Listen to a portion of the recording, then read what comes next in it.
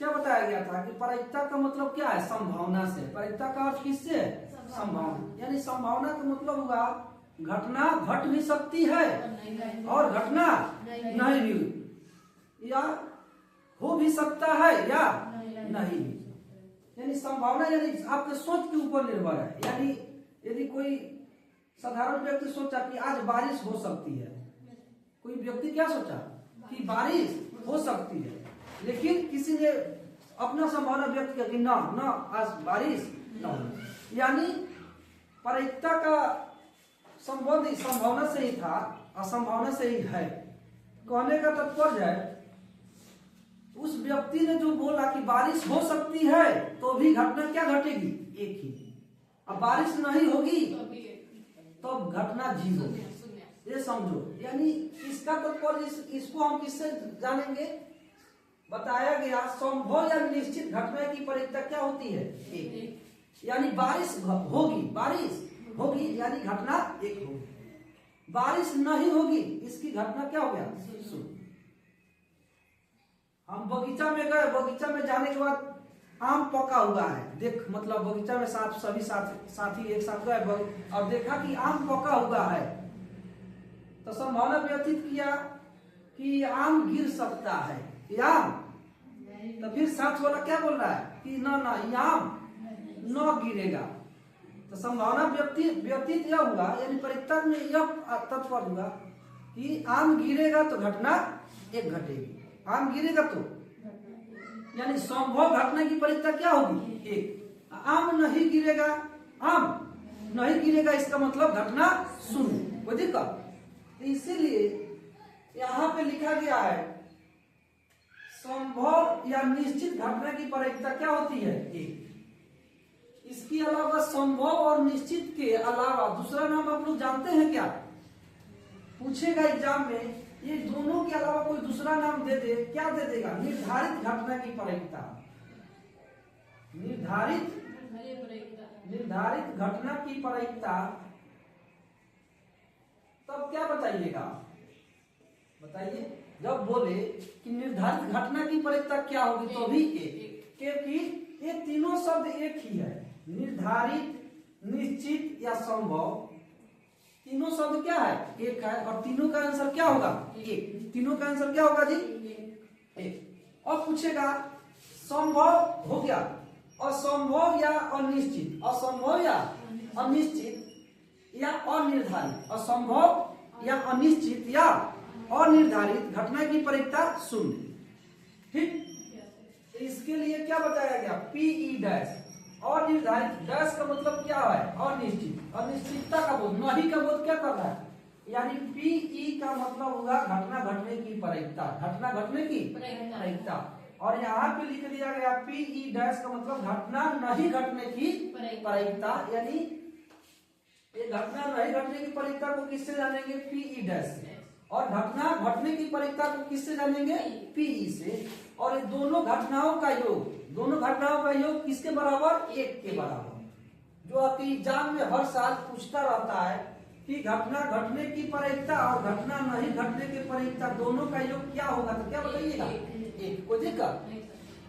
अब रही बात, इससे क्या बनता है? इससे फॉर्मूला बनता है, देखिएगा पीई, थोड़ा समझ लीजिए। PE plus PE dash, PE plus PE dash. पूछे पीई बराबर, ये प्लस में तो कहां चल जाएगा? माइनस में। तो पीई डैश। इसका सवाल इस तरह से पूछेगा कि दो मान दिया रहेगा, सॉरी एक मान दिया रहेगा। यदि पीई का मान दिया रहे, पीई का मान दिया रहेगा, कहेगा इसका मान है 0.3, तो पीई डैश का मान ज्ञात करें। पीई डैश का मान तो कौन सा फॉर्मूला लगाएंगे? ये वाला फॉर्मूला लगाएंगे। कौन सा? तो देखो इसमें रख देंगे पीई का मान, और पीई का मान रखने के बाद पीई डैश का मान निकल जाएगा। नहीं तो दूसरा तरीका ये है, तरीका सीख लो पहले। दूसरा तरीका ये है कि यदि आपको ये फॉर्मूला याद नहीं है, यदि आपको ये फॉर्मूला याद नहीं है तो समझेंगे हमारा मान जो है पीई और पीई डैश का योग कितने के बराबर होता है? एक। कितने के बराबर? एक तो होगा। और जब एक होगा तो ये समझेंगे कि पी ई का मान 0.3 दिया, 0.3, तो कितना कम है? एक से कितना कम है? 0.7। कितना कम है? हम एक लाने के लिए देखो 0.3 दिया क्वेश्चन में, हमको क्या चाहिए? दूसरा मान चाहिए पी डैश का। तो क्या एक में से एक लाने के लिए हमको इसमें कितना जोड़ना होगा? 0.7। कोई दिक्कत?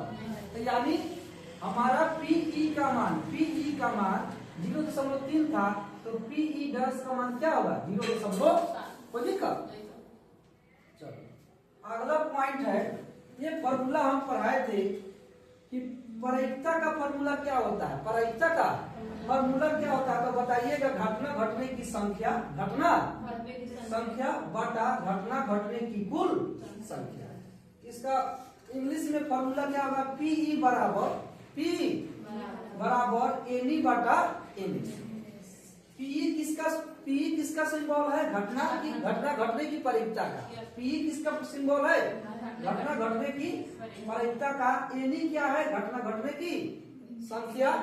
और एनएस क्या है? घटना घटने की कुल संख्या। कोई दिक्कत? अब हम लोगों को अगला पॉइंट पढ़ना है सिक्का। क्या पढ़ना है? सिक्का से भी सवाल एग्जाम में आते हैं प्रायिकता को लेकर। तो सिक्का में आप लोग को बताते थे, सिक्का में दो पहलू, सिक्का में दो पहलू, हेड या टेल। एक तरफ का हेड तो एक तरफ का टेल। तो हेड और टेल जो है, तो हेड को क्या बोलते हैं? चिन्ह, और टेल को पट। यानी एक सिक्का को उछालेंगे तो दो ही घटना घटेगा। एक सिक्का को उछालेंगे दो घटना घटेगा। कौन कौन? या तो हेड या तो टेल। अब इस तरह से रिलेटेड करेंगे हम लोग। एक सिक्का को उछाले तो एक घटना, दो घटना, और दो सिक्का को उछालेंगे तो चार घटना। कितना घटना घटेगी? 4। और 3 सिक्का को उछालेंगे तो 8। 4 सिक्का को उछालेंगे तो 16, दुगुना होता जाएगा। और 5 को उछालेंगे तो 32। लेकिन हम आप लोगों को कहां तक बताए हैं? 8 तक। कहां तक? जब एक सिक्का को उछाला जाए, तो घटना कितना घटेगा? 2। घटना कितना घटेगा? 2। इसीलिए हम एनएस बराबर क्या लिख दिए हैं? 2। और उसमें क्या क्या घटेगा? या तो हेड या टेल। उसी तरह जब दो सिक्का को उछाला जाए तो घटना कितना घटेगा? 4। घटना कितना घटेगा? 4। घटना जब 4 घटेगा तो क्या क्या घटेगा? हेड हेड या टेल या टेल हेड या हेड टेल। समझ में ना? ये 4 घटना घटेगी जब दो सिक्का को उछालेंगे तब। और उसमें क्या होगा? इसीलिए एनएस बराबर क्या लिखे हैं? 4। एनएस क्या? एनएस बार बार हम यूज कर रहे हैं, तो एनएस मतलब घटना घटने की कुल संख्या। यानी 4 सिक्का को, दो सिक्का को उछाले तो 4 घटना घटी। तो इसका मतलब क्या है? हमारा घटना घटने की कुल संख्या क्या होगा? 4। उसी तरह कितना सिक्का उछाल रहा है? यहाँ वाला पे 3 सिक्का। कितना सिक्का? जब 3 सिक्का उछाला जाए तब तो कितना घटना आएगा? 8। जब 3 सिक्का उछाला जाए तो घटना कितना आएगा? 8। क्या क्या आ सकता है? Head head head. क्या क्या? Head head head. इसको आप पोस्ट में भी घेर सकते हैं। किसमें? पोस्ट में घेर दीजिए और अच्छा रहेगा। पोस्ट में घेर दीजिएगा तो और अच्छा हो जाएगा। ठीक। तो क्या देखो, पहले क्या किया? हेड हेड हेड, यानी तीनों सिक्का पर हेड हेड आ सकता है। संभावना है तो तीनों सिक्का पर उछाले, तीनों सिक्का को, तीनों सिक्का पे हेड हेड आ सकता है। और तीनों सिक्का पे हेड टेल टेल आ सकते हैं। Tail tail tail. या ये हो सकता है हेड, एक सिक्का पे हेड, दो सिक्का पे टेल। या हो सकता है 2 सिक्का पे हेड और तीसरा सिक्का पे टेल। या हो सकता है पहला पे हेड, दूसरा पे टेल, फिर तीसरा पे हेड, फिर उसी तरह पहला पे टेल, दूसरा पे हेड और तीसरा पे टेल। ठीक। उसी तरह यहाँ पे आएगा पहला पे टेल और दोनों पे हेड, या दोनों पे टेल या तीसरा पे हेड। तो इस तरह से कुल घटना कितना घटेगी? 8। यानी जब 3 सिक्का को उछालेंगे तो कुल घटना 8। कितना? कहने का मतलब है एक सिक्का को उछालेंगे तो कितना घटना घटेगी? 2 हेड या टेल। 2 सिक्का को उछालेंगे तो कितना घटा घटेगी 4। और जब 3 सिक्का को उछालेंगे तो 8। 3 सिक्का तक हम आप लोग को बता दें, लेकिन कोई पूछ दे जब 4 सिक्का को उछालेंगे तो 16। और जब 5 को उछालेंगे तो 32। और 6 को उछालेंगे तो 64। गुना करते चलेंगे। कोई देखा